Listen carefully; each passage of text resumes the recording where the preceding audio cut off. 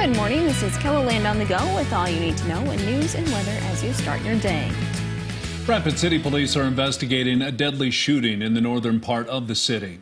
Authorities say officers were called to an area on Surfwood Drive just after 11 o'clock Saturday night. Police found a man who had been shot inside an apartment. He was taken to a hospital where he later died. During the investigation, officials learned that the suspects were linked to 2 homes in the area. This is an area that has been plagued with guns, drugs, and violence over the last couple of years, and this area has seen way too much death.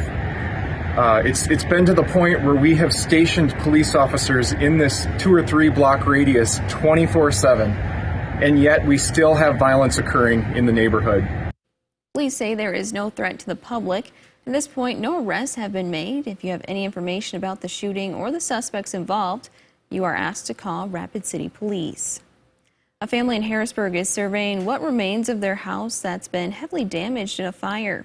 The call came in just after 2 o'clock Sunday morning in southwest Harrisburg. The home was engulfed in flames by the time firefighters arrived.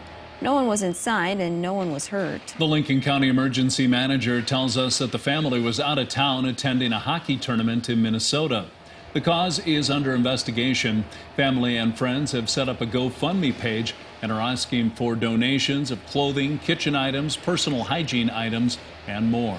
You can find links to the GoFundMe page and contact information for donations under this story on KELLERLAND.com. We are hoping to learn more about a fire in central Sioux Falls. Our KELLERLAND news crew was able to capture this video of the scene early this morning. Sioux Falls police officers were seen interviewing people outside of the building. This is a developing story. Stay with KELLERLAND News on air and online for updates as they become available. The Sioux County Sheriff's Office is asking for the public's help in solving a catalytic converter theft. Authorities say it happened early Wednesday morning in Hull, Iowa. Deputies learned that someone removed and stole a catalytic converter from a car parked in a gas station parking lot. The Sheriff's Office posted this video to social media. If you know who this vehicle belongs to or have any information about the theft, you're asked to call the Sioux County Sheriff. Now let's send it over to meteorologist Scott Mudd for a check of our morning forecast. Warming up nicely today, Scott. Yeah, nice to see some warmer temperatures on the way across eastern, southeastern KELLERLAND for today. It will come with stronger northwest winds, help mix up the atmosphere, bring in this warmer weather. Even a couple of flurries, so maybe a quick hit of light snow during the early morning hours. High of 34 today in Sioux Falls and Aberdeen, 35 in Pierre, and 38 in Rapid City. I'll have more details on a KELLERLAND live Doppler forecast coming up. Thank you, Scott.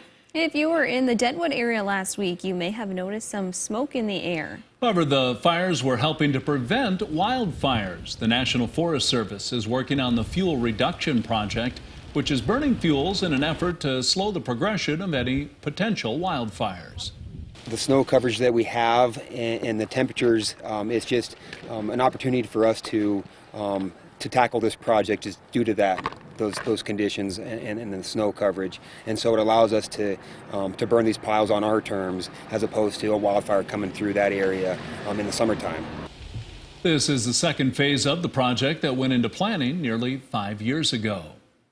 The South Dakota Department of Education has a new secretary, and he's a familiar face in the state's education field. Joseph Graves has worked in education for 37 years and was the superintendent at the Mitchell School District for almost 23 years. Graves is looking forward to the new role and serving students and educators across South Dakota. I'm extremely excited about it. I've spent my career in education, and there aren't a lot of different fields in education, if you know what I mean. You can be a teacher, you can be a principal, you can be a superintendent. It kind of becomes there's only so many fields. This is a different one, and this is a challenge for me. I just love a challenge, and I love a learning curve. Graves is still helping the Mitchell School District some during this transition, including planning and building of a new high school. Funding is helping to bring more music to South Dakota. A $2 million donation has been given to the orchestra, the largest contribution the organization has ever received. Funding is helping to sponsor several programs in the organization. Simply allows us to do more work, deeper work within the community across the state, and to do it on a more secure footing. The funding will help fund major projects for the South Dakota Symphony Orchestra, like new concerts for the Lakota Music Project and an opera production. That's a look at some of our top stories. Now let's get one last look at your weather with meteorologist Scott Munn. Scott? All right, good morning, everybody. We'll continue to follow our chance for flurries as we do go through the day today, especially this morning, maybe lasting into the early part of the afternoon. I think a lot of those will be found in eastern Kettleland.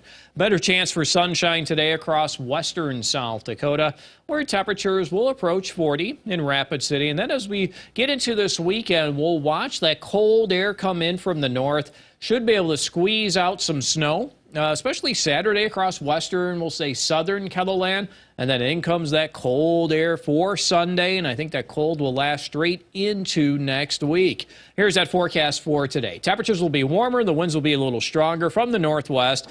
I would say they'll average around 15 to 25 miles per hour. Temperatures will hit the 30s today. Tonight, with a decrease in wind speed and partly cloudy skies overhead, we'll have numbers fall to the teens and 20s.